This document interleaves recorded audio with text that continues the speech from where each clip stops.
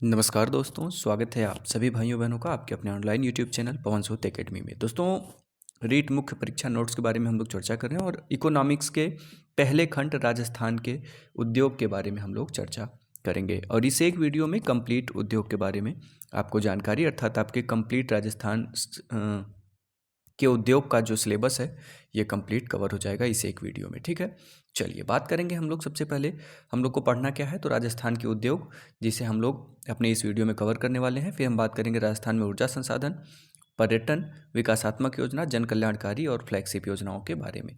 तो ये मान के चलिए 5 से 6 वीडियो में आपका ये पूरा टॉपिक जो है वो कवर हो जाएगा। चलिए बात करेंगे भाइयों हम लोग सबसे पहले अपने पहले टॉपिक के बारे में। तो राजस्थान के प्रमुख उद्योग में हम लोग स्थिति देखेंगे, प्रकार देखेंगे, सरकारी संगठन, सरकारी प्रयास अर्थात औद्योगिक नीति और रिप्स के बारे में चर्चा करेंगे, औद्योगिक क्षेत्र जिसे स्पेशल इकोनॉमिक जोन कहा जाता है, ठीक है ना, सेज के बारे में, पार्क के बारे में, औद्योगिक वित्त के बारे में बात करेंगे अर्थात रीको, आरएफसी, राजसिको और रूडा के बारे में। उसके बाद प्रमुख उद्योगों को देखते हुए डीएमआईसी के बारे में हम चर्चा करेंगे। तो सबसे पहले हम बात करेंगे भाइयों राजस्थान में उद्योगों की स्थिति के बारे में। क्या है राजस्थान में उद्योगों की स्थिति? तो आप सभी को पता है कि राजस्थान औद्योगिक विकास के मामले में कैसा है, तो एक पिछड़ा राज्य माना जाता है। राज्य की स्थापना के समय राज्य में कुल कितनी बड़ी औद्योगिक इकाइयाँ थी? प्रश्न पूछा हुआ है कि राज्य की स्थापना के समय राज्य में कुल कितनी बड़ी औद्योगिक इकाइयाँ थी, तो उनकी संख्या 11 थी, जिसमें 7 इकाई सूती वस्त्र की थी अर्थात कॉटन जो कपड़ा है उसका सूती वस्त्र का 7 इकाई था, 2 इकाई हमारी सीमेंट और 2 इकाई चीनी की थी। तो इस प्रकार 7, 2, 9, तो 11 इकाइयाँ कार्यरत थी, जिसमें 7 सूती थी, 2 सीमेंट की थी और 2 चीनी की इकाई थी। इस प्रकार 11 इकाइयाँ। भारत सरकार की योजना के अनुसार राज्य में कुटीर एवं ग्राम उद्योग के विकास के लिए 1978 में जिला उद्योग केंद्र एवं उप जिला उद्योग केंद्र की स्थापना की गई। जिला उद्योग केंद्र और उप जिला उद्योग केंद्र की स्थापना राजस्थान में कब की गई थी? तो 1978 में की गई थी। जिला उद्योग केंद्रों की संख्या कितनी है? राजस्थान में जिला उद्योग केंद्रों की संख्या 36 है और उप जिला उद्योग केंद्रों की संख्या कितनी है? तो उप जिला उद्योग केंद्रों की संख्या 8 है। तो जिला उद्योग 36 कैसे हो गए, जबकि हमारे यहाँ तो 33 ही जिले हैं राजस्थान में, तो 36 कैसे हो गए? तो याद रखिएगा सभी जिलों में एक एक जिला उद्योग केंद्र हैं, लेकिन जयपुर में 2 है, जोधपुर में 2 है और अलवर में 2 है। तो हो गए कुल 36।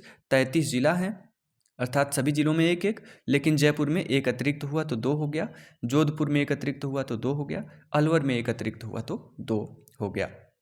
जयपुर, जोधपुर, अलवर, इनमें 2 2 2 जिला उद्योग इकाई है। इस प्रकार से राजस्थान में कुल कितने जिला उद्योग इकाई हैं? तो 36 जिला उद्योग इकाई हैं। और उप जिला उद्योग केंद्र की बात करें या उप जिला उद्योग इकाई की बात करें तो 8 हैं, जिसमें नीमराना अलवर, मकराना नागौर जहाँ का हमारा संगमरमर प्रसिद्ध है, किशनगढ़ अजमेर में है, ब्यावर अजमेर में है। ये 1857 की क्रांति के समय भी हम लोग चर्चा किए हुए थे, किशनगढ़ और ब्यावर, मेरवाड़ा रेजिमेंट, ठीक है। और 15-30वीं बल्टन जो हमारी थी। फालना पाली में है, बालोतरा बाड़मेर में है, आबू सिरोही में है और सुजानगढ़ चूरू में है। ये क्या है? तो उप जिला उद्योग केंद्र। इनकी संख्या कितनी है? तो 8 है। तो एक चीज़ आप यहाँ से देख पा रहे होंगे, किशनगढ़ और ब्यावर अजमेर में है, ठीक है, नीमराना अलवर में है, मकराना नागौर में है, फालना पाली में है, बालोतरा बाड़मेर में है, आबू सिरोही में है और सुजानगढ़ चूरू में है। ये 8 उप जिला उद्योग केंद्र हैं और जिला उद्योग केंद्र की संख्या कितनी? 36। जयपुर, जोधपुर और अलवर में एक एक अतिरिक्त जिला उद्योग केंद्र हैं। चलिए बात करेंगे राज्य की जीडीपी में उद्योग क्षेत्र का योगदान क्या है। तो राज्य की जीडीपी में जो प्रचलित मूल्य है वो 24.67 और स्थिर मूल्य जो है वो 26.34। ये प्रचलित मूल्य और स्थिर मूल्य आपसे अधीनस्थ बोर्ड पूछ लेता है कि प्रचलित मूल्य कितना, तो 24.67 है और स्थिर मूल्य कितना है, तो 26.34 है। बात करेंगे राज्य में औद्योगिक उत्पादन सूचकांक जिसे कहते हैं industrial production index, IPI. IPI का आधार वर्ष क्या है? तो आईपीआई का आधार वर्ष जो है वो 2011-12 है। पूछ लेता है सीधा सीधा कि राज्य में औद्योगिक उत्पादन सूचकांक अर्थात इंडस्ट्रियल प्रोडक्शन इंडेक्स का आधार वर्ष क्या है? तो उसका आधार वर्ष 2011-12 है। सूचकांक में शामिल क्षेत्र 2021-22 के आधार पर मुख्य रूप से विनिर्माण क्षेत्र 10.06%, खनन क्षेत्र 2.78%, ईंधन क्षेत्र 3.15%। ठीक है, तो विनिर्माण क्षेत्र का योगदान सबसे ज़्यादा था, कितना था, तो 10.06%। उसके बाद हम आते हैं खनन क्षेत्र का योगदान कितना था, तो 2.78%। उसके बाद हम आते हैं ईंधन का, तो ईंधन पे 3.15% था। ये 2021-22 के आधार पर है। और IPI जो इंडस्ट्रियल प्रोडक्शन इंडेक्स है, आधार वर्ष 2011-12 है। ठीक है, विनिर्माण क्षेत्र बार बार मैं बता रहा हूँ कि पूछ लेता है, 10.06, खनन क्षेत्र 2.78, ईंधन क्षेत्र 3.15। तो IPI आधार वर्ष जरूर याद रखिएगा। बात करेंगे राजस्थान का थोक मूल्य सूचकांक, जिसे होलसेल प्राइस इंडेक्स कहते हैं इंग्लिश में, होलसेल प्राइस इंडेक्स, WPI। इसका आधार वर्ष क्या है, तो 1999 से 2000 इसका आधार वर्ष माना जाता है। सूचकांक में कितनी शामिल हुई वस्तुएं, तो कुल 154 वस्तुएं शामिल हुई थी, जिनमें से 75 प्राथमिक वस्तुएं थी, 10 ईंधन की वस्तुएं थी और 69 या 69 भी इसे कह लेते हैं। ठीक है, 69 या 69 विनिर्मित उत्पाद थे। तो प्राथमिक अर्थात प्राइमरी वस्तुएं जो थी वो कितनी थी, 75 थी। ईंधन की वस्तुएं कितनी थी, तो 10 थी। और जो विनिर्मित उत्पाद थे वो कितने थे, 69 थे। ठीक है ना, एग्जैक्टली। WPI आधार वर्ष 1999-2000, प्राथमिक वस्तु 75, 75, ईंधन वस्तु 10 थी, विनिर्मित उत्पाद 69 था। इस प्रकार टोटल 154 154 वस्तुएं जो थी वो शामिल की गई थी WPI होलसेल प्राइस इंडेक्स में। बात करेंगे औद्योगिक श्रमिक उपभोक्ता सूचकांक, जैसे कहते हैं CPI, श्रमिक CPI। ठीक है, तो कंज्यूमर प्राइस इंडेक्स, जो औद्योगिक श्रमिक उपभोक्ता मूल्य सूचकांक है, आधार वर्ष 2016 है, पूछा हुआ है। सूचकांक में कितने जिले शामिल थे, तो सूचकांक में जो शामिल जिले हैं उसमें अलवर, जयपुर और भीलवाड़ा। अलवर की जगह पे पहले क्या था, अजमेर था। तो याद रखिएगा, औद्योगिक श्रमिक उपभोक्ता सूचकांक अर्थात श्रमिक CPI का मतलब होता है कंज्यूमर प्राइस इंडेक्स, आधार वर्ष कितना है, तो 2016 है। ठीक है ना, सूचकांक में कितने जिले शामिल हुए, तो 3 हुए। अलवर, जो पहले जयपुर था, बाद में अलवर को कर दिया गया है वर्तमान में, सॉरी अजमेर था, उसे अब अलवर कर दिया गया है। उसके बाद फिर जयपुर हो जाएगा और भीलवाड़ा। तो अलवर, जयपुर और भीलवाड़ा हमारे श्रमिक CPI में शामिल हैं। ठीक है, दैनिक मजदूरी 2021 के बारे में बात करें तो अकुशल श्रमिक जो है उसे दैनिक मजदूरी 259 रुपये निर्धारित की गई है। जो अर्धकुशल हैं उनके लिए 271 रुपये, और जो कुशल हैं उनके लिए 283, और उच्च कुशल के लिए 333 रुपये। तो अकुशल होगा तो कितना मिल जाएगा, 259 रुपये अकुशल के लिए। अर्धकुशल है तो जोड़ लीजिएगा ना, अर्धकुशल है तो 12 रुपये इसे बढ़ा देगा, तो 271 हो जाएगा। ठीक है, फिर कुशल श्रमिक है तो 13 रुपये बढ़ा देगा, कितना हो जाएगा, 83 हो जाएगा। उच्च श्रमिक है तो 333, ये तो आपको याद ही रहेगा, 333 333। ठीक है, अकुशल 259, अर्धकुशल 271, कुशल 283, उच्च कुशल 333। तो इसे आप ज़रूर याद रखिएगा। ठीक है ना, चलिए बात करेंगे औद्योगिक नवाचार सूचकांक के बारे में। 2021 जारी कौन करता है औद्योगिक नवाचार सूचकांक, तो ये जारी करता है नीति आयोग। औद्योगिक नवाचार सूचकांक 2021 में राजस्थान का कौन सा स्थान था, तो 12वां स्थान था। पहले स्थान पर कौन था, तो कर्नाटक था। ठीक है, औद्योगिक नवाचार सूचकांक 2021 में राजस्थान का स्थान कौन सा, 12वां। जारी कौन करता है, नीति आयोग। बात करेंगे राज्य में कुल MSME की संख्या कितनी है। MSME के बारे में हम आगे विस्तार से चर्चा करेंगे। ठीक है ना, माइक्रो स्मॉल मीडियम इंटरप्राइजेज इसका पूरा नाम होता है, इसके बारे में हम आगे बात करेंगे। अभी आप जानते रहिए कि राज्य में कुल कितने MSME हैं, इनकी संख्या कितनी है, तो 20, 29, 47, ऐसे याद करेंगे, बड़े आराम से याद हो जाएगा। ठीक है, 20, 29, 47 MSME की संख्या है। प्रत्यक्ष रूप से कितने व्यक्ति रोजगार प्राप्त कर रहे हैं MSME की सहायता से, तो 11, 28, 0, 82। 11, 28 को याद रख लीजिए, 0, फिर ये 8 को उठा के उल्टा कर दीजिए, 28, 82 उल्टा है ना एक दूसरे का, तो 11, 28 याद कर लीजिए, 0, 82 जोड़ दीजिएगा, हो जाएगा क्या, प्रत्यक्ष रूप से MSME में रोजगाररत व्यक्ति। ठीक है ना, बात करेंगे राज्य में से सर्वाधिक निर्यात होने वाली वस्तु कौन सी थी, तो अभियांत्रिकी वस्तु थी सबसे ज़्यादा निर्यात होने वाली, कितनी, 14.75, फिर हस्तकला उत्पाद 11.76, फिर वस्त्र उत्पादन 10.86, धातु आभूषण, कहीं कहीं धातु आभूषण आपको 10.01% और कहीं 11.01% मिल जाता है, तो इसमें थोड़ा सा संशय रहता है, लेकिन इस टाइप का प्रश्न अगर आता है तो वो डिलीट हो दो। रासायनिक या रसायन उत्पाद की बात करें तो 9.51%। तो सबसे ज़्यादा निर्यात होने वाली वस्तु जो थी 2021-22 में वो अभियांत्रिकी वस्तु थी। कितनी थी? 14.75। दूसरे पे हस्तकला उत्पाद था। बात करेंगे रिसर्जेंट राजस्थान कहाँ आयोजित किया गया, तो 2015 जयपुर में आयोजित किया गया था। राज्य में औद्योगिक निजी निवेश को बढ़ावा देने के लिए रिसर्जेंट राजस्थान को शुरू किया गया था 2015 में जयपुर में। बोर्ड ऑफ इन्वेस्टमेंट, ठीक है, बोर्ड ऑफ इन्वेस्टमेंट कब बनाया गया, तो 2019 में बोर्ड ऑफ इन्वेस्टमेंट बनाया गया। अध्यक्ष कौन, तो मुख्यमंत्री जी। राज्य में औद्योगिक निजी निवेश को बढ़ावा देने के लिए, ठीक है, ये जरूर याद रखिएगा। बोर्ड ऑफ इन्वेस्टमेंट 2019 में बनाया गया था। डिजी फेस्ट राजस्थान के बारे में बात करें तो डिजी फेस्ट दो शब्दों से मिलकर बना, डिजिटल और फेस्टिवल, अर्थात आईटी के क्षेत्र में निजी निवेश को प्रोत्साहन प्रदान करने के लिए आयोजित सेमिनार जो होता है उसे डिजी फेस्ट कहा जाता है। इसका जो 5वां संस्करण है वो अगस्त 2022 में लागू किया गया या आयोजित किया गया था। कहाँ पे? जयपुर में। पहला कब हुआ था, तो अगस्त 2017 में डिजी फेस्ट का पहला संस्करण कोटा में आरंभ किया गया था। दूसरा उदयपुर, दिसंबर 2017। तीसरा जो डिजी फेस्ट का आयोजन था वो जयपुर, मार्च 2018 में। चौथा बीकानेर, जुलाई 2018 में। और जो 5वां संस्करण अर्थात नवीनतम डिजी फेस्ट का संस्करण कब आयोजित किया गया, तो अगस्त 2022 जयपुर में आयोजित किया गया था। तो पहला अगस्त 2017 में और 5वां अगस्त 2022 में डिजी फेस्ट का आयोजन किया गया है, ठीक है ना। चलिए बात करेंगे उद्योग के प्रकार। तो उद्योग को हम लोग 3 प्रकार से डिवाइड कर सकते हैं। पहला पूंजीगत निवेश के आधार पर, दूसरा स्वामित्व के आधार पर, तीसरा कच्चे माल की उपलब्धता के आधार पर। पूंजीगत निवेश के आधार पर लघु उद्योग, बृहद उद्योग, कुटीर उद्योग, ग्रामोद्योग, ये 4 प्रकार के उद्योग हमारे पूंजीगत निवेश के आधार पर हो जाएंगे। स्वामित्व के आधार पर सहकारी, सरकारी और निजी आ जाएंगे। कच्चे माल की उपलब्धता पे खनिज क्षेत्र, कृषि क्षेत्र और तकनीकी क्षेत्र, ठीक है। तो स्वामित्व के आधार पर सरकारी, सहकारी और निजी। कच्चे माल की उपलब्धता के आधार पर कृषि क्षेत्र, खनिज क्षेत्र और तकनीकी क्षेत्र।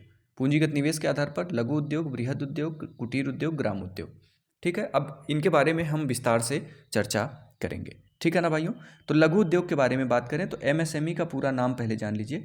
एम से हो जाएगा माइक्रो अर्थात सूक्ष्म, एस से हो जाएगा स्मॉल, एम से हो जाएगा मीडियम, ई से हो जाएगा इंटरप्राइजेस, ठीक है। तो सूक्ष्म, लघु एवं मध्यम उद्योग, माइक्रो, स्मॉल एवं मीडियम इंटरप्राइजेज, अर्थात क्या हो जाएगा, माइक्रो, स्मॉल, मीडियम इंटरप्राइजेज, सूक्ष्म, लघु एवं मध्यम उद्योग, ठीक है। एसपी गुप्ता समिति 2006 जो था, ये सूक्ष्म, लघु और मध्यम जो हमारे उद्योग हैं इन्हें विनिर्मित क्षेत्र के लिए निर्धारित किया कि जिनका वैल्यू 25 लाख होगा वो सूक्ष्म के अंतर्गत आएंगे। लघु वाले कैसे रहेंगे, तो 25 लाख से 5 करोड़ तक की वैल्यू वाले, और मध्यम में कितने रहेंगे, तो 5 करोड़ से 10 करोड़ वाले। ये एसपी गुप्ता समिति 2006 की बात है। सेवा क्षेत्र 10 लाख अगर है उसकी वैल्यू तो वो सूक्ष्म में, 10 लाख से 2 करोड़ तो लघु में, 2 करोड़ से 5 करोड़ रहेगा तो मध्यम में आएगा, ठीक है, मध्यम उद्योग की श्रेणी में आएगा, ठीक। तो विनिर्मित क्षेत्र के लिए एसपी गुप्ता समिति ने कितना डिसाइड किया, तो 25 लाख सूक्ष्म, 25 लाख से 5 करोड़ लघु और 5 करोड़ से 10 करोड़ मध्यम। वहीं सेवा क्षेत्र के लिए 10 लाख लघु हो जाएगा, सूक्ष्म हो जाएगा, 10 लाख से 2 करोड़ लघु हो जाएगा, उसके बाद फिर मध्यम 2 करोड़ से 5 करोड़ हो जाएगा। बात करते हैं हम लोग आत्मनिर्भर भारत अभियान 2018 के अंतर्गत वर्ष 2019 में एमएसएमई को अर्थात माइक्रो, स्मॉल, मीडियम इंटरप्राइजेस को पुनः परिभाषित किया गया। वर्तमान में विनिर्मित क्षेत्र एवं सेवा क्षेत्र के अंतर को समाप्त कर दिया गया है। वर्तमान में जो निवेश और टर्नओवर के आधार पर एमएसएमई को परिभाषित किया गया है। जो एसपी गुप्ता समिति थी उसने एमएसएमई को कैसे परिभाषित किया था, तो विनिर्मित क्षेत्र और सेवा क्षेत्र के आधार पर परिभाषित किया था। लेकिन वर्तमान में जो एमएसएमई की परिभाषा बदली गई है वो टोटल आपके निवेश और टर्नओवर के आधार पर हो गया है। कितना निवेश होना चाहिए, कितना टर्नओवर होना चाहिए, तो उसे हम माइक्रो में रखेंगे, सूक्ष्म में रखेंगे, ठीक है। कितना रहेगा तो मध्यम में रहेगा, कितना रहेगा तो लघु में रहेगा, ठीक है। इसके बारे में हम चर्चा कर रहे हैं। तो 2019 में एमएसएमई को पुनः से परिभाषित किया गया, जिसमें सूक्ष्म उद्योग के लिए निवेश की राशि 1 करोड़ थी और टर्नओवर 5 करोड़ था। लघु के लिए 1 करोड़ से 10 करोड़, 1 करोड़ से लेकर के 10 करोड़ से अधिक जो था, ठीक है, तो वो लघु में आ जाएगा, इतना निवेश होना चाहिए। और टर्नओवर 5 करोड़ से अधिक 50 करोड़ तक अगर टर्नओवर हो रहा है तो वो होगा लघु में। बात करेंगे मध्यम में, तो 10 करोड़ से अधिक 50 करोड़ तक निवेश होना चाहिए और 50 करोड़ से अधिक और 250 करोड़ तक टर्नओवर होना चाहिए। तो लघु के लिए कितना है, 1 करोड़ से 10 करोड़, 5 से 50 करोड़, ठीक है। याद रखिएगा, बहुत इंपॉर्टेंट है ये, सूक्ष्म उद्योग है तो निवेश कितना होना चाहिए, 1 करोड़ का, टर्नओवर 5 करोड़ का। ये तो सबको याद होगा, सूक्ष्म में 1 करोड़ निवेश करेंगे, 5 करोड़ टर्नओवर हो जाएगा। अब जब लघु पे आएंगे आप, तो 1 करोड़ से 10 करोड़ तक आपका निवेश होना चाहिए, 5 करोड़ से अधिक 50 करोड़ तक आपका कम से कम टर्नओवर आना चाहिए। मध्यम उद्योग में वो आएंगे जो 10 करोड़ से अधिक 50 करोड़ तक आपके इन्वेस्टर रहेंगे अर्थात निवेश रहेंगे, और 50 करोड़ से 250 करोड़ तक उसे टर्नओवर प्राप्त होना चाहिए। तो इस प्रकार जो एमएसएमई है उसको नया और पुराना एसपी गुप्ता को भी आप याद रखिएगा, ऐसा नहीं कि एसपी गुप्ता को आप भूल जाइए तो दिक्कत हो जाएगी। बात करते हैं राजस्थान सरकार द्वारा नवीनतम एमएसएमई नीति कब जारी की गई, तो 2022 में जारी की गई है, ठीक है। नवीनतम एमएसएमई नीति कब जारी की गई, तो 2022 में जारी की गई है। बृहद उद्योग के बारे में बात करें तो बड़े पैमाने पर पूंजी निवेश, तकनीकी एवं मशीनीकरण द्वारा किया जाने वाला उत्पादन कार्य बृहद उद्योग की श्रेणी में आता है। जैसे स्टील उद्योग, सीमेंट उद्योग, रिफाइनरी उद्योग, ये हमारे बृहद उद्योग की कैटेगरी में आते हैं। कुटीर उद्योग में क्या आता है, तो अति अल्प मात्रा में पूंजी निवेश करके बिना तकनीकी मशीनीकरण के परिवार के सदस्यों के द्वारा ही अपने हाथ से किया जाने वाला उत्पादन कार्य क्या होता है, कुटीर उद्योग की श्रेणी में आता है। जैसे पापड़, अचार, मुरब्बा ये सभी बनाते हैं तो ये कुटीर उद्योग आता है। ग्रामोद्योग क्या है, तो 10,000 की आबादी वाले क्षेत्र में कम पूंजी निवेश करके किया जाने वाला उत्पादन कार्य क्या होता है, ग्रामोद्योग में आता है। जैसे खादी उद्योग, लकड़ी उद्योग, ये सभी ग्रामोद्योग की कैटेगरी में आते हैं। हिंदुस्तान जिंक लिमिटेड कब स्थापना की गई, तो स्थापना 1966 उदयपुर में की गई थी। इसकी 2 इकाइयां हैं हिंदुस्तान जिंक लिमिटेड, उदयपुर 1966 में स्थापित जो की गई, देवारी उदयपुर में है और चंदेरिया चित्तौड़गढ़ में है हिंदुस्तान जिंक लिमिटेड की इकाई। कार्य क्या है, तो जिंक उत्पादन और शोधन का कार्य करना। और याद रखिएगा हिंदुस्तान जिंक लिमिटेड जो है ये एशिया का सबसे बड़ा जिंक शोधन कारखाना है, बहुत महत्वपूर्ण रहेगा। वर्तमान में उत्पादन कार्य किसके द्वारा किया जा रहा है, तो वेदांता रिसोर्सेज के द्वारा किया जा रहा है। तो 3 चीज़ें यहाँ से ध्यान रखिएगा। हिंदुस्तान जिंक लिमिटेड की स्थापना 1966 उदयपुर में हुई। 2 यूनिट कहाँ कहाँ है, तो देवारी उदयपुर, चंदेरिया चित्तौड़गढ़ में, ठीक है।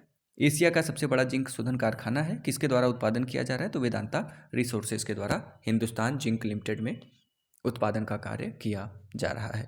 अब बात करेंगे हिंदुस्तान कॉपर लिमिटेड की। स्थापना कब की गई, तो 1967 में खेतड़ी झुंझुनू में की गई थी स्थापना। किसके सहायता से हिंदुस्तान कॉपर लिमिटेड की स्थापना की गई, तो यूएसए की सहायता से 1967 में। खेतड़ी कहाँ है, तो खेतड़ी झुंझुनू में है। 1967 में हिंदुस्तान कॉपर लिमिटेड की स्थापना की गई यूएसए की सहायता से। बात करेंगे एचएमटी हिंदुस्तान मशीन टूल के बारे में। स्थापना कब हुई थी, तो 1967 में ही अजमेर में इसकी स्थापना की गई थी।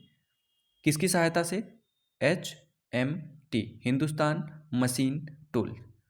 चेकोस्लाविया के सहयोग से एचएमटी की स्थापना 1967 में कहाँ की गई, अजमेर में की गई थी, ठीक है। चलिए इंस्ट्रूमेंटेशन लिमिटेड की बात करें, स्थापना कहाँ हुई, तो 1964 कोटा में इंस्ट्रूमेंटेशन लिमिटेड की स्थापना की गई। कार्य क्या है, तो विद्युत उपकरण उत्पादन कार्य है। किसके सहायता से इंस्ट्रूमेंटेशन लिमिटेड की स्थापना की गई थी, तो रूस के सहयोग से, लेकिन वर्तमान में ये कार्यरत नहीं है। इंस्ट्रूमेंटेशन लिमिटेड की स्थापना कब हुई, 1964 में हुई। कहाँ हुई, कोटा में हुई। कार्य क्या था, तो विद्युत उपकरण बनाने का। किसकी सहायता से, तो रूस की सहायता से, लेकिन वर्तमान में यह बंद है। बात करेंगे आगे हम लोग राजस्थान इलेक्ट्रिकल इंस्ट्रूमेंटेशन लिमिटेड, जिसे हम रील कहते हैं, ये बहुत महत्वपूर्ण रहता है।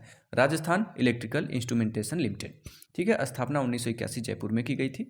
उपकरण उत्पादन का कार्य था इसका, विद्युत उपकरण बनाने का।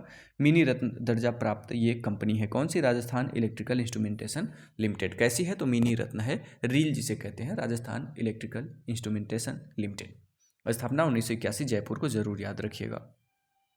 राजस्थान फार्मास्यूटिकल लिमिटेड की बात करें तो 1978 जयपुर में राजस्थान फार्मास्यूटिकल लिमिटेड की स्थापना की गई।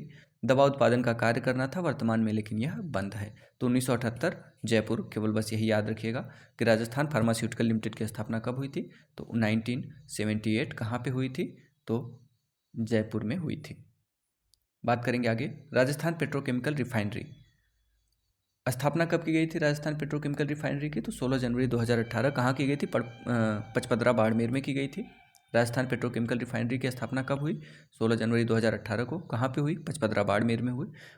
उत्पादन कार्य कब से प्रारंभ हुआ? तो 2022-23 से प्रारंभ होने का इसका जो अनुमानित समय है वो निर्धारित किया गया है। BS6 गुणवत्ता का मानक का ईंधन उत्पादन होता है। पूछ लेगा कि वर्तमान में BS6 गुणवत्ता का जो मानक ईंधन है वो किसके द्वारा उत्पादित किया जाएगा? तो राजस्थान पेट्रोकेमिकल रिफाइनरी के द्वारा, जो 16 जनवरी 2018 को स्थापित किया गया था। ठीक है, पचपदरा बाड़मेर में। भागीदारी किसकी किसकी है? तो HPCL की 74% अर्थात हिंदुस्तान पेट्रो कॉर्पोरेशन लिमिटेड की, और राज्य सरकार की 26% भागीदारी है। ठीक है, Hindustan petro corporation limited HPCL 74% है इसमें भागीदार, और 26% हमारी राज्य सरकार है राजस्थान पेट्रोकेमिकल रिफाइनरी में। ठीक है ना, 16 जनवरी 2018 जरूर याद रखिएगा, पचपदरा बाड़मेर। आगे बात करेंगे हम लोग राज्य सरकार के उपक्रम। तो राजस्थान फाइनेंस कॉर्पोरेशन RFC स्थापना 1955 जयपुर। इसमें तो जयपुर को आपको याद ही नहीं करना है, सब जयपुर में है। जितने राज्य सरकार के उपक्रम है ना, ये सब जयपुर में है, केवल सन देखिए आप। राजस्थान फाइनेंस कॉर्पोरेशन 1955, राजस्थान भंडार निगम 1957, राजस्थान राज्य पथ परिवहन निगम 1964, राजस्थान आवास मंडल 1970, राजस्थान कृषि विपणन बोर्ड 1974। इसका कार्य क्या था? तो कृषि मंडी का निर्माण करना, मंडी को सड़क से जोड़ना। राजस्थान पर्यटन विकास निगम 1979 में, राजस्थान विद्युत उत्पादन निगम 2000। इन सभी का मुख्यालय कहाँ है? तो जयपुर जयपुर जयपुर, सभी को जयपुर में स्थापित किया गया था। एक बार फटाफट से फिर देख लीजिए, राजस्थान फाइनेंस कॉर्पोरेशन 1955, राजस्थान भंडारण निगम 1957, राजस्थान राज्य पथ परिवहन निगम 1964, राजस्थान आवासन मंडल 1970, कृषि विपणन बोर्ड 1974, पर्यटन विकास बोर्ड 1979 या 79 कह सकते हैं, राजस्थान विद्युत उत्पादन निगम 2000। ये सभी जयपुर में स्थापित किए गए थे। ठीक है ना भाइयों? ठीक है ना, चलिए चलते हैं आगे, बात करेंगे औद्योगिक नीति के बारे में। औद्योगिक नीति जो है वो अब तक कितनी बार औद्योगिक नीति पेश की जा चुकी है? तो 5 बार, जिसमें से 4 बार जब औद्योगिक नीति पेश की गई उस समय भैरव सिंह शेखावत CM थे, और एक बार जो मुख्यमंत्री हैं वो अशोक गहलोत जी थे, CM अशोक गहलोत जी थे। जो नवीनतम औद्योगिक नीति है वो कब लागू की गई? तो 19 दिसंबर 2019 को नवीनतम औद्योगिक नीति लागू की गई है। बात करेंगे प्रथम औद्योगिक नीति कब लागू हुई, बहुत महत्वपूर्ण रहता है प्रथम और वर्तमान वाली। तो प्रथम औद्योगिक नीति जो लागू हुई थी वो 24 जून 1978 को प्रथम औद्योगिक नीति लागू हुई थी। सेकेंड औद्योगिक नीति जो थी वो 1 अप्रैल 1991, और थर्ड वाली जो है वो 15 जून 1994, फिर फोर्थ वाली 4 जून 1998, उसके बाद फिर पाँचवीं 19 दिसंबर 2019 को जो ये पाँचवीं औद्योगिक नीति है ये लागू की गई थी। ठीक है, औद्योगिक नीति जब लागू की गई पाँचवीं औद्योगिक नीति, तो उस समय CM कौन? तो अशोक गहलोत जी CM है। तो पहली को याद रखिएगा, बहुत महत्वपूर्ण है, 24 जून 1978 को, और फिर 1 अप्रैल 1991, और पाँचवीं और वर्तमान या नवीनतम औद्योगिक नीति आप कह सकते हैं 19 दिसंबर 2019 को लागू की गई। बात करेंगे राजस्थान निवेश प्रोत्साहन नीति की, जिसे RIPS कहते हैं, RIPS राजस्थान इन्वेस्टमेंट प्रोत्साहन नीति। ठीक है ना, राजस्थान निवेश प्रोत्साहन नीति इसे कहते हैं, RIPS को। प्रथम राजस्थान निवेश प्रोत्साहन नीति कब बनाई गई थी? तो 28 जुलाई 2003 को। बहुत महत्वपूर्ण रहता है कि पहला राजस्थान निवेश प्रोत्साहन नीति कब बनी? तो 28 जुलाई 2003 को बनी थी। और वर्तमान में कौन सी राजस्थान निवेश प्रोत्साहन नीति चल रहा है, या राजस्थान निवेश प्रोत्साहन नीति का कौन सा संस्करण चल रहा है? तो चौथा संस्करण चल रहा है। फोर्थ राजस्थान निवेश प्रोत्साहन नीति 17 दिसंबर 2019 को लागू की गई है। ठीक है, और ये जो 17 दिसंबर 2019 को लागू की गई ये नवीनतम प्रोत्साहन नीति है। ठीक है ना, और कौन सी है? तो नंबर पे बात करें तो नंबर पे चौथे नंबर की ये हमारी राजस्थान निवेश प्रोत्साहन नीति है।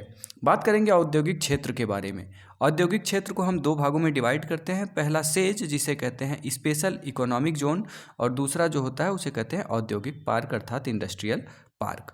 स्पेशल इकोनॉमिक जोन को हिंदी में विशेष आर्थिक क्षेत्र कहते हैं, जिसे हम सेज कहते हैं। सेज के बारे में बात करें तो देश की सीमा के अंदर स्थापित वह औद्योगिक क्षेत्र जिस पर सामान्य कानून लागू नहीं होता है उसे ही क्या कहा जाता है, सेज कहा जाता है। इसका उद्देश्य क्या होता है, तो निर्यात में वृद्धि करने के दृष्टिकोण से सेज की स्थापना की जाती है।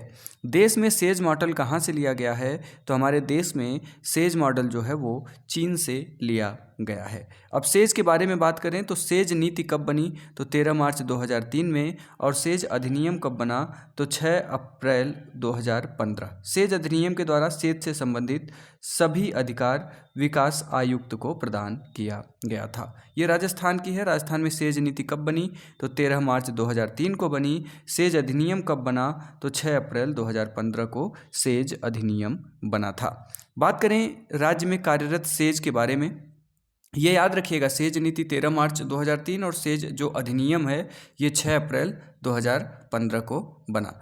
राज्य में कार्यरत सेज क्षेत्र कितने हैं, तो मुख्य रूप से 2 हैं। एक है सरकारी रीको, एक है निजी सेज, ठीक है ना। तो पहला सरकारी में है सीतापुरा सेज 1, कहाँ पे है, जयपुर में है। सीतापुरा सेज 2, ये भी कहाँ है, जयपुर में है। और ये दोनों जेम्स और ज्वेलरी से संबंधित हैं, ठीक है। सरकारी वाले दोनों जो हैं सीतापुरा सेज 1, सीतापुरा सेज 2, दोनों जयपुर में हैं। और ये दोनों किससे संबंधित हैं, तो ये दो के दोनों हमारे जेम्स और ज्वेलरी से संबंधित हैं, रत्न और आभूषण से।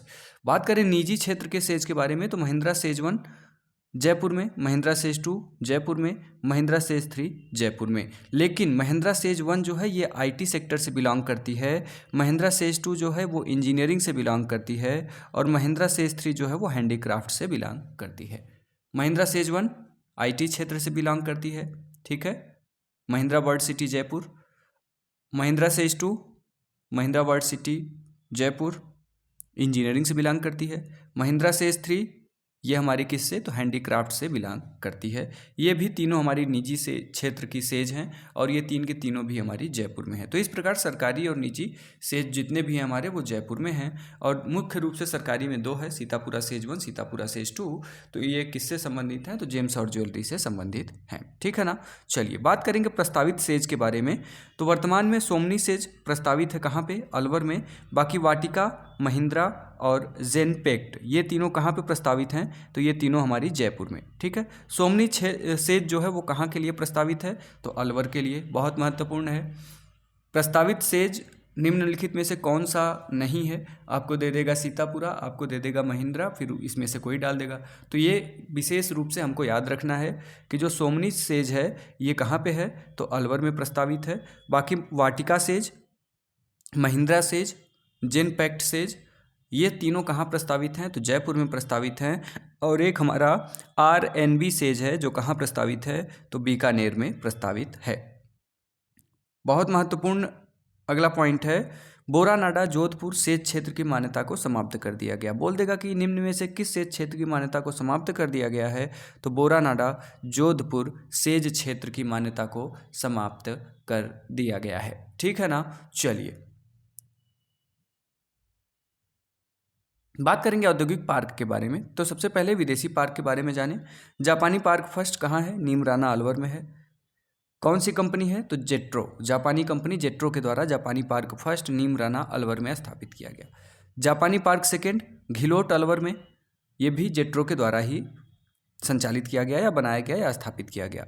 कोरियाई पार्क ये भी घिलोट अलवर में है, ये कोरियाई कंपनी कोट्रा के द्वारा। तो देखिए इसमें से याद कैसे करना है, रटना नहीं है। जापानी पार्क 1, जापानी पार्क 2 ये दोनों अलवर में हैं। जापानी पार्क 1 की बात करें तो नीमराना अलवर, जापानी पार्क 2 की बात करें तो घिलोट अलवर। इस प्रकार से जो जापानी पार्क है वो एक नीमराना में है, एक घिलोट में है। और ये दो के दोनों नीमराना और घिलोट दोनों कहाँ हैं, अलवर में हैं। तो ये दोनों जो हैं वो जापानी कंपनी जेट्रो के द्वारा बनाए गए हैं, ठीक है ना। और कोरियाई पार्क जो है ये कोट्रा के द्वारा बनाई गई है, ये भी कहाँ है, तो घिलोट अलवर में ही है कोरियाई पार्क, ठीक है। बड़ा इजी आपको याद हो जाएगा ये। निर्यात संवर्धन औद्योगिक पार्क, ठीक है। निर्यात संवर्धन औद्योगिक पार्क जिसे ईपीप कहते हैं, तो सीतापुरा जयपुर में, नीमराना अलवर, बोरानाडा जोधपुर ये तीनों कैसे हैं, तो निर्यात संवर्धन औद्योगिक पार्क हैं। अब बात कर लेते हैं कुछ प्रमुख पार्कों के बारे में। तो आईटी पार्क कहाँ कहाँ है, तो जयपुर, जोधपुर, उदयपुर, कोटा। आईटी पार्क कहाँ कहाँ है? तो जयपुर, जोधपुर, उदयपुर, कोटा, क्या है? IT park. सॉफ्टवेयर पार्क पूछ ले तो सीतापुरा और जयपुर, सीतापुरा जयपुर आईटी पार्क है। साइबर पार्क जोधपुर में है, ठीक है। इंफ्रास्ट्रक्चर पार्क कहाँ है? साइबर पार्क को याद रखिएगा जोधपुर। इंफ्रास्ट्रक्चर पार्क कहाँ है? तो अलवर में है। बायोटेक्नोलॉजी पार्क जयपुर और अलवर दोनों जगह पे है बायोटेक्नोलॉजी पार्क। सिरेमिक पार्क की बात करें तो एक बीकानेर में खारा है और घिलोट अलवर में है। दो सिरेमिक पार्क हैं, ठीक है। एक कहाँ है? खारा बीकानेर। एक कहाँ है? घिलोट अलवर। पुष्प पार्क कहाँ है? तो खुसखेड़ा। पुष्प देख के मन खुश हो जाता है ना? पुष्प देख के मन खुश हो जाता है तो खुसखेड़ा अलवर पुष्प पार्क। ऑटोमोबाइल की बात करें, ऑटोमोबाइल बहुत सारे लोग, बाइक नहीं है तो बाइक आती है तो वो भी खुश होते हैं। तो ऑटोमोबाइल पार्क कहाँ है? खुसखेड़ा अलवर और टपुकड़ा अलवर, ठीक है ना। ऑटोमोबाइल पार्क कैसे याद कर सकते हैं आप? तो सीधी सी बात है, ऑटोमोबाइल देख के आप खुश हो जाते हैं तो खुसखेड़ा अलवर, और ऑटोमोबाइल में आप बाइक जैसे ही पाते हैं तो उसको टॉप पे लेके जाते हैं तो टपुकड़ा अलवर, ठीक है ना। टॉप गियर पे लेके गए, टपुकड़ा अलवर। और कहाँ पे है? Khuskheda Alwar automobile park. Agro food park, agro food park कहाँ कहाँ है? तो कोटा में है, जोधपुर, गंगानगर, अलवर, ठीक है। मेगा फूड पार्क कहाँ है? तो mega food park Rupangarh Ajmer में है। मेगा फूड मतलब आप समझ रहे हैं, बहुत बड़ा फूड पार्क। तो जब आप खूब बढ़िया बढ़िया भोजन करेंगे, काफ़ी मात्रा में भोजन करेंगे तो आपका रूप जो है वो अच्छा हो जाएगा। तो मेगा फूड पार्क कहाँ है? रूपनगढ़ अजमेर में है। जूट पार्क की बात करें तो अजमेर में है, ठीक है ना। आज मेज पे जूट की बोरी रखी तो जूट पार्क अजमेर, ठीक। स्टोन पार्क के बारे में बात करें तो मंडोर जोधपुर, मंडाना कोटा, सिकंदरा दौसा, बिस्नौदा धौलपुर, मासलपुर करौली, ये क्या हैं? तो ये स्टोन पार्क हैं। मंडोर जोधपुर, मंडाना कोटा, सिकंदरा दौसा, बिस्नौदा धौलपुर, मासलपुर करौली। वुलन पार्क की बात करें तो गोहना ब्यावर, नर्बतखेड़ा ब्यावर और बीकानेर, अर्थात ब्यावर और बीकानेर में क्या है? वुलन पार्क है। गोहना नर्बतखेड़ा ब्यावर में और बीकानेर, ये क्या है? तो ये वुलन पार्क हैं। चर्म पार्क की बात करें तो मानपुरा माचेटी, माचेटी से च मिला दो, माचेटी चर्म पार्क जयपुर में। सीतापुरा जयपुर में है, ठीक है ना। भिवाड़ी अलवर में है, ठीक है ना। कहाँ कहाँ? तो मानपुरा माचेटी जयपुर, सीतापुरा जयपुर, भिवाड़ी अलवर, ये क्या हैं? तो ये चर्म पार्क हैं। अब वस्त्र पार्क के बारे में बात करें तो इंटीग्रेटेड टेक्सटाइल पार्क कहाँ है? तो भीलवाड़ा, ठीक है ना। वस्त्र की नगरी के नाम से भी जाना जाता है। इंटीग्रेटेड टेक्सटाइल पार्क कहाँ है? Bhilwara. Integrated apparel city Alwar में है। कारपेट पार्क कहाँ है? दौसा, कारपेट बिछा के दौड़ो, है ना। तो दौड़ो दौसा, दौसा से दौड़ो कारपेट बिछा के, तो कारपेट पार्क कहाँ है? दौसा में है। हिम्माड़ा टेक्सटाइल पार्क कहाँ है? बाड़मेर में है। हिम्माड़ा टेक्सटाइल पार्क बाड़मेर। कुछ अन्य वस्त्र पार्क हैं पाली में, बगरू जयपुर में और सिलौर किशनगढ़ में भी वस्त्र पार्क है। औद्योगिक वित्त के बारे में बात करें जिसे कहते हैं रीको, बहुत महत्वपूर्ण है ये रीको, जिसे कहते हैं राजस्थान औद्योगिक निवेश निगम, ठीक है। Rajasthan industrial investment corporation. तो राजस्थान औद्योगिक निवेश निगम स्थापना होती है मार्च 1969 में रीको की। रीको के रूप में ये स्थापित कब होता है? तो जनवरी 1980 में। रीको की स्थापना जो है ये मार्च 1969 में किया गया, लेकिन रीको नाम से इसे कब जाना गया? तो जनवरी 1980 में राजस्थान औद्योगिक निवेश निगम को जाना गया। तो ये स्थापना और रीको के रूप में कब जाना गया, ये कन्फ्यूजन वाली चीज़ होती है। स्थापना मार्च 1969 में होती है और ये रीको के रूप में जाना जाता है कब? जनवरी 1980 में, 11 साल के बाद। बात करेंगे यह औद्योगिक क्षेत्र में वित्त उपलब्ध कराने वाला शीर्ष संगठन है। पूछ लेगा प्रश्न, निम्न में से कौन औद्योगिक क्षेत्र में वित्त उपलब्ध कराने वाला शीर्ष संगठन है? तो रीको है, ठीक है। रीको के द्वारा मध्यम एवं बृहद उद्योगों के लिए दीर्घ अवधि के लिए ऋण उपलब्ध कराया जाता है। कौन कौन से उद्योग के लिए? तो मध्यम और बृहद उद्योग के लिए। किस अवधि के लिए? तो दीर्घकालीन अवधि के लिए ऋण उपलब्ध कराता है रीको, एक तो शीर्ष संस्था भी है जो हमारी क्या करती है कि औद्योगिक क्षेत्र में वित्त उपलब्ध कराने का कार्य भी करती है। आगे बात करेंगे हम लोग, रिको औद्योगिक क्षेत्र में मर्चेंट बैंकर का कार्य करता है। रिको जो है ये औद्योगिक क्षेत्र में किसका कार्य करता है, तो मर्चेंट बैंकर का कार्य करता है। सरकार के लिए औद्योगिक प्रस्तावों पर सलाह देने का कार्य भी कौन करता है, बहुत महत्वपूर्ण है कि सरकार के लिए औद्योगिक प्रस्तावों पर सलाह देने का कार्य कौन सा संस्था करता है, तो रिको के द्वारा किया जाता है। रिको के द्वारा औद्योगिक विकास के लिए आधारभूत संरचना का विकास किया जाता है। क्या करता है, तो रिको जो है ये औद्योगिक विकास के लिए जो बेसिक स्ट्रक्चर होता है वो तैयार करता है। कृषि आधारित उद्योगों को बढ़ावा देने के लिए एग्रो फूड पार्क का विकास करता है। कौन, रिको ही करता है एग्रो फूड पार्क का भी विकास। तो दो तीन चीज़ें इसमें बड़ी इंपॉर्टेंट हैं। एक तो औद्योगिक क्षेत्र में वित्त उपलब्ध कराने वाला शीर्ष संगठन है रिको। मध्यम और बृहद उद्योग के लिए दीर्घ अवधि ऋण देता है। औद्योगिक क्षेत्र में मर्चेंट बैंकर का कार्य करता है। औद्योगिक प्रस्तावों पर सरकार को सलाह देता है रिको। ठीक है, बाकी एग्रो फूड पार्क का विकास भी रिको के द्वारा ही किया जाता है। बात करते हैं आरएफसी की, जिसे कहते हैं Rajasthan finance corporation. Rajasthan finance corporation की स्थापना आरएफसी अधिनियम 1951 के अंतर्गत जनवरी 1955 में किया गया।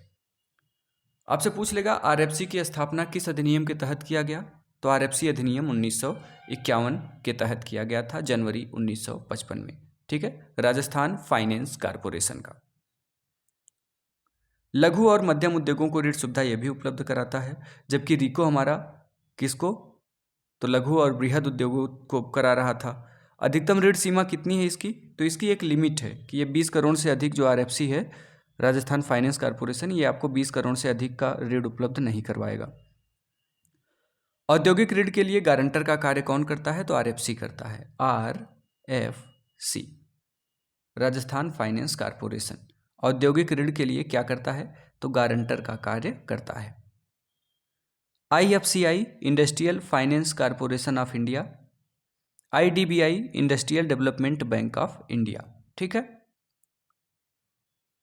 केंद्र सरकार एवं राज्य सरकार के एजेंट के रूप में कार्य कौन करता है, तो आरएफसी करता है, राजस्थान फाइनेंस कॉरपोरेशन। ठीक है, केंद्र सरकार और राज्य सरकार के मध्य एजेंट का कार्य कौन करता है, आरएफसी। औद्योगिक विकास हेतु प्रशिक्षण सुविधा कौन उपलब्ध कराता है, तो आरएफसी ही करवाता है। तो हमने रिको के बारे में जान लिया, आरएफसी अर्थात राजस्थान फाइनेंस कॉरपोरेशन के बारे में जान लिया। अगला है हमारा राजसिको, इंपॉर्टेंट रहेगा राजसिको।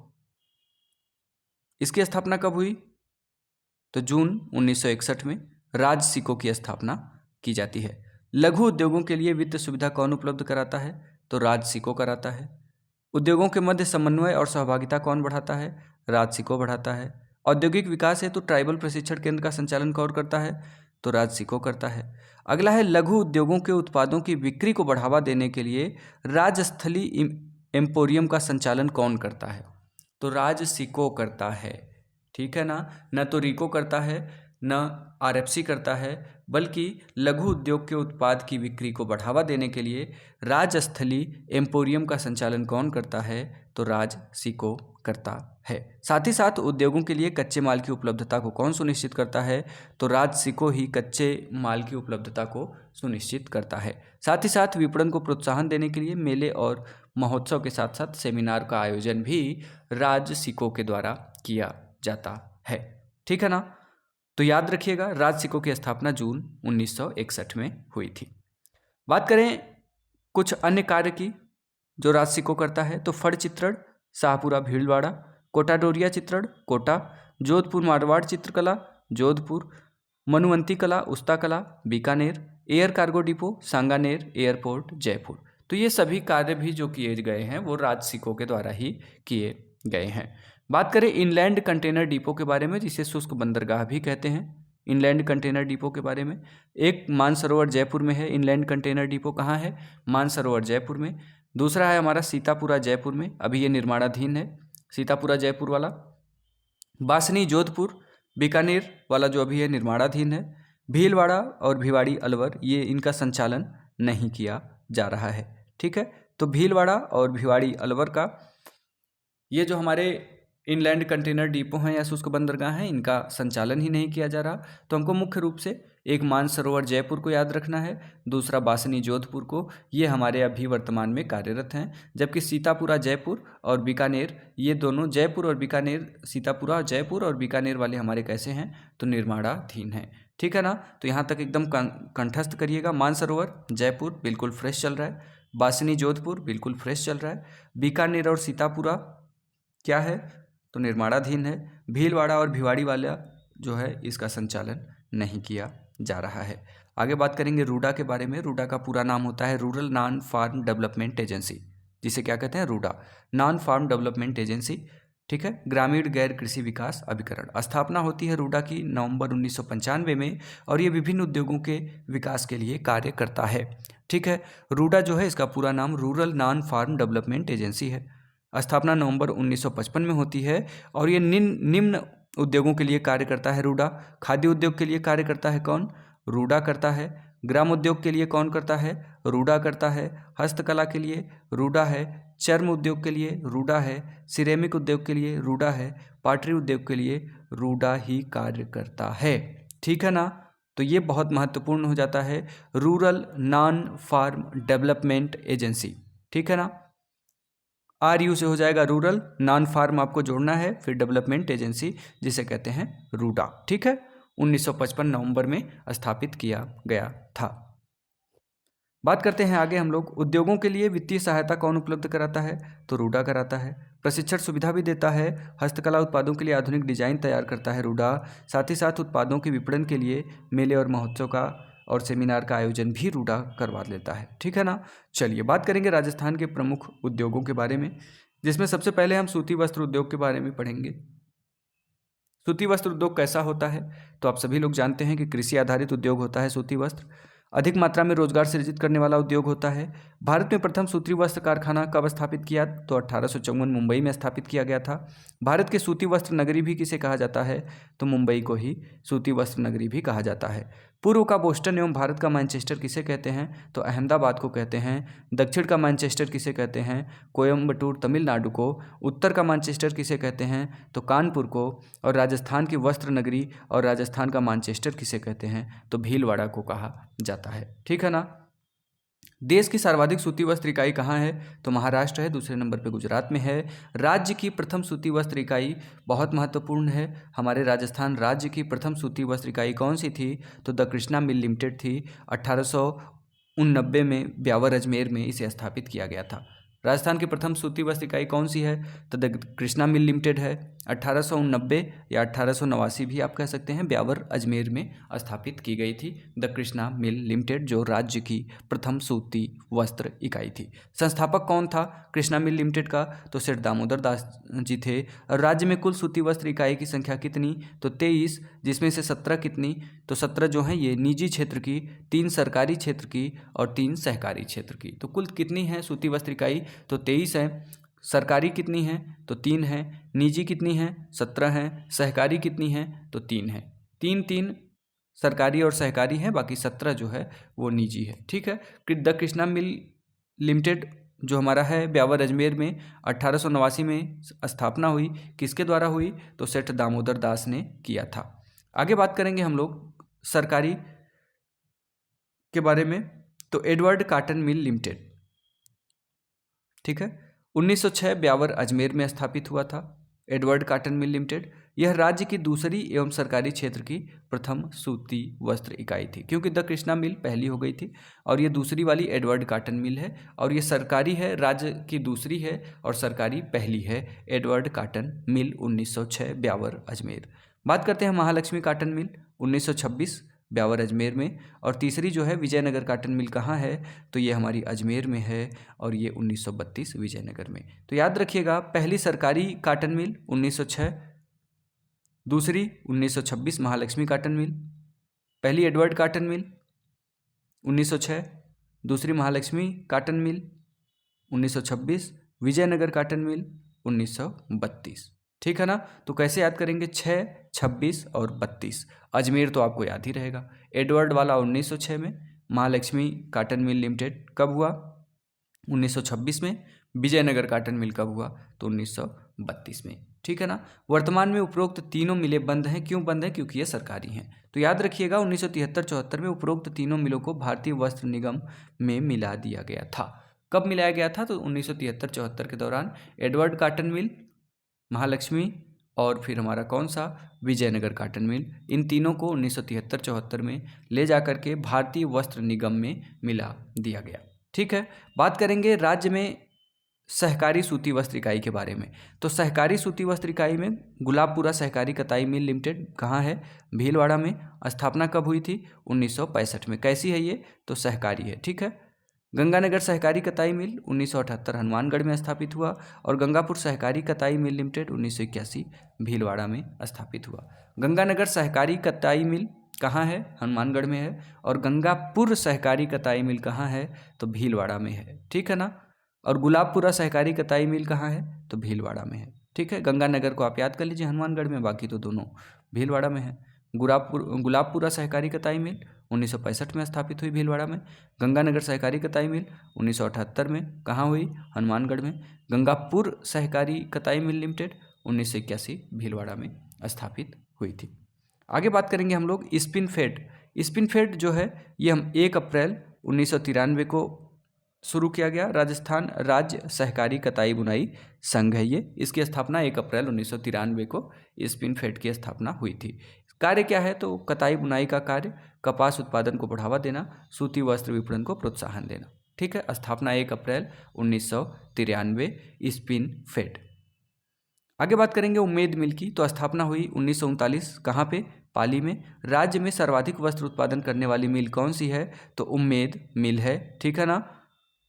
महाराजा उम्मेद सिंह भी थे पाली में। ठीक है। तो उम्मेद मिल पाली 1939 में स्थापित हुई थी। और राज्य में सर्वाधिक वस्त्र उत्पादन करने वाली मिल भी कौन सी है? तो उम्मेद मिल है। राज्य का मानचेस्टर किसे कहते हैं? भीलवाड़ा। राज्य की वस्त्र नगरी भी भीलवाड़ा को कहा जाता है। राज्य का प्रथम वस्त्र अभियांत्रिकी महाविद्यालय कहाँ पे है? तो राज्य का प्रथम वस्त्र अभियांत्रिकी महाविद्यालय माणिक्यलाल वर्मा टेक्सटाइल अभियांत्रिकी कॉलेज कहाँ पे है? भीलवाड़ा। राज्य का प्रथम वस्त्र अभियांत्रिकी महाविद्यालय है ये। ठीक है। माणिक्यलाल वर्मा टेक्सटाइल अभियांत्रिकी कॉलेज भीलवाड़ा में। चीनी उद्योग के बारे में बात करते हैं। कृषि आधारित परंपरागत उद्योग है। कच्चा माल गन्ना और चुकंदर चाहिए होता है चीनी उद्योग के लिए। भारत विश्व में चीनी का सबसे बड़ा उत्पादक और उपभोक्ता देश है। देश का सर्वाधिक चीनी मिल कहाँ है? तो उत्तर प्रदेश और महाराष्ट्र में। चीनी का कटोरा किसे कहते हैं? क्यूबा को कहते हैं। राज्य में चीनी उत्पादक प्रमुख जिले कौन से हैं? तो गंगानगर, चित्तौड़गढ़ और बूंदी ये चीनी उत्पादक अग्रणी जिले हैं। गंगानगर, चित्तौड़गढ़, बूंदी। ठीक है ना। इसे आप ऐसे भी कह सकते हैं, गंगा जी एक बूंद चीनी दे दो। गंगानगर, बूंदी और चित्तौड़गढ़। इकाई के बारे में बात करें तो निजी, सरकारी और सहकारी। तो the Mewar sugar mill limited कैसी है? निजी है। सरकारी कौन सी है? Ganganagar sugar mill limited. सहकारी कौन सी है? केशव राय पाटन सहकारी शुगर मिल लिमिटेड। केशव राय पाटन सहकारी शुगर मिल लिमिटेड जो है ये कब स्थापित हुई? तो 1965 बूंदी में। वर्तमान में ये बंद है। जो सरकारी वाली है ये 1945 गंगानगर और 1956 सरकार द्वारा इसका अधिग्रहण कर लिया गया। गंगानगर शुगर मिल का स्थापित हुआ 1945 में। कहाँ पे? गंगानगर में। सरकार ने कब इसे अधिग्रहित कर किया?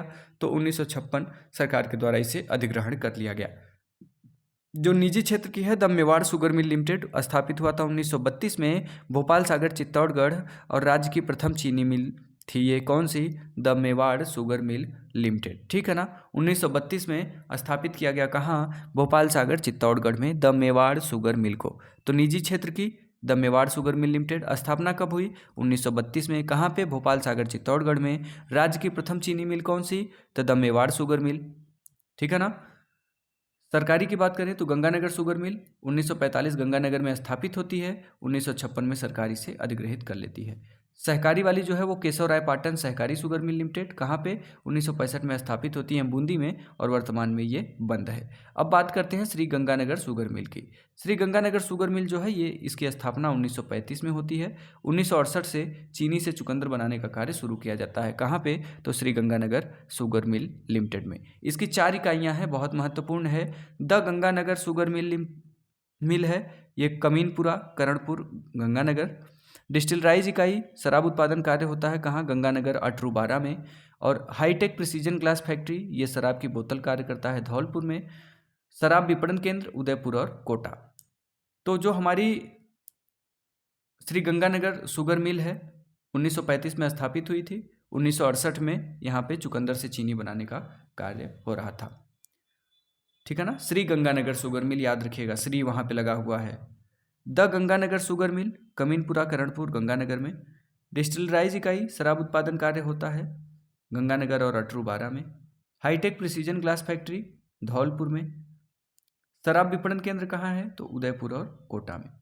शराब बोतल बनाने का कार्य किसके द्वारा किया जाता है तो hi tech precision glass factory Dholpur के द्वारा। बात करेंगे सीमेंट उद्योग के बारे में। तो खनिज आधारित आधारभूत उद्योग है ये।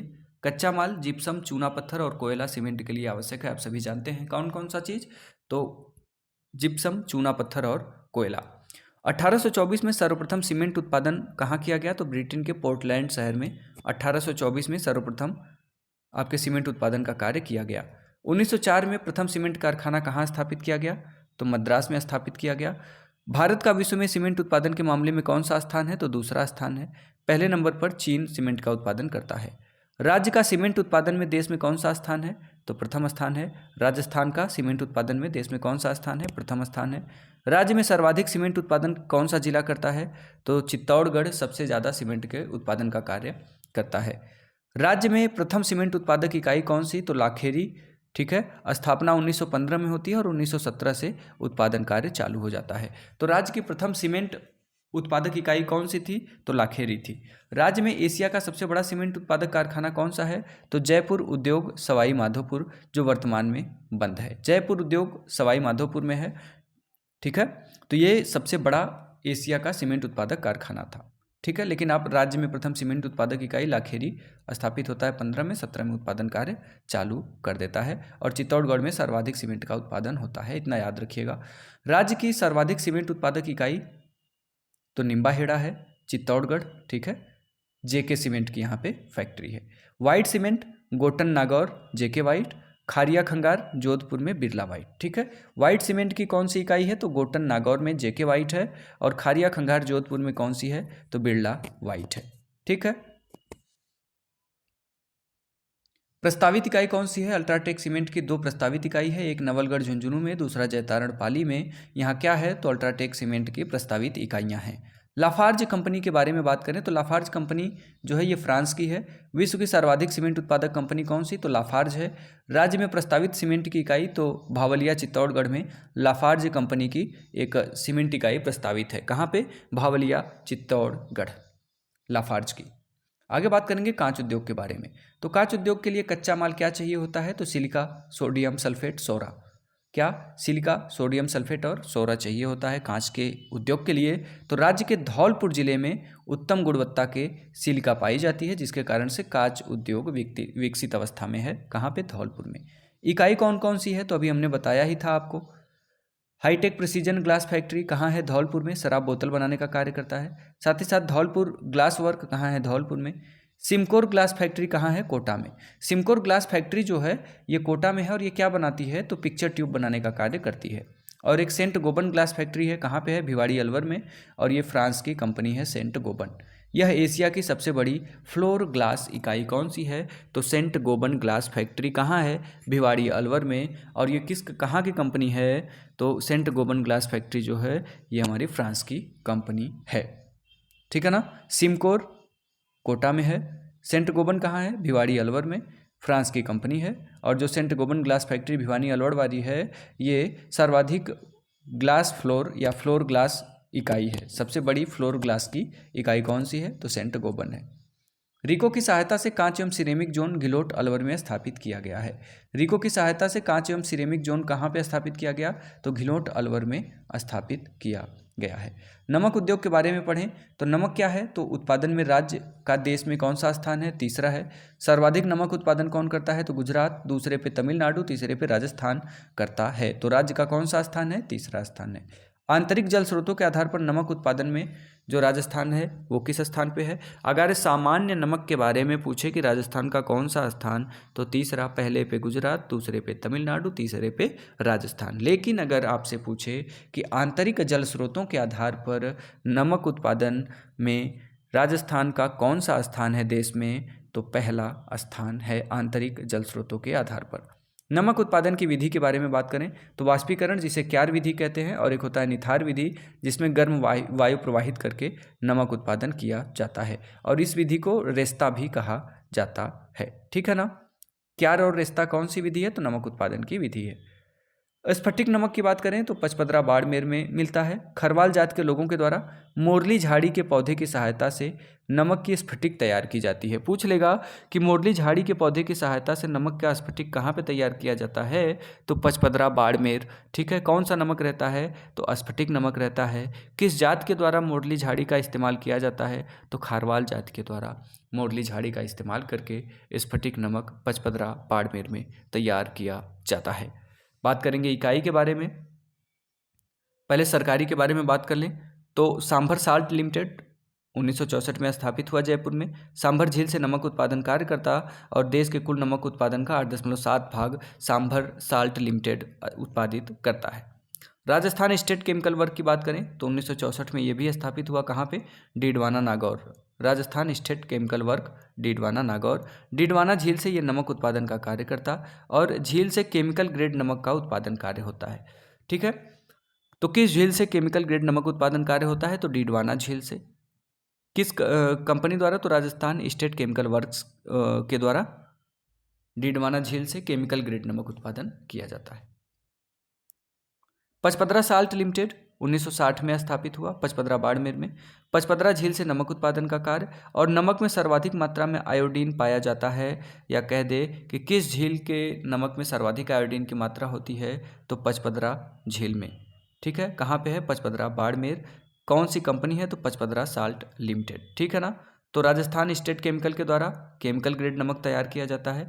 पचपदरा साल्ट लिमिटेड के द्वारा सर्वाधिक आयोडीन वाला नमक तैयार किया जाता है। मॉडल साल्ट फार्म जनवरी 2002 में स्थापित किया गया। कहाँ पे? नावा नागौर में। मॉडल साल्ट फार्म ये बिल्कुल रिसेंटली है, 2002 जनवरी में स्थापित किया गया नावा नागौर में। ठीक है ना भाइयों। बात करते हैं निजी इकाई की।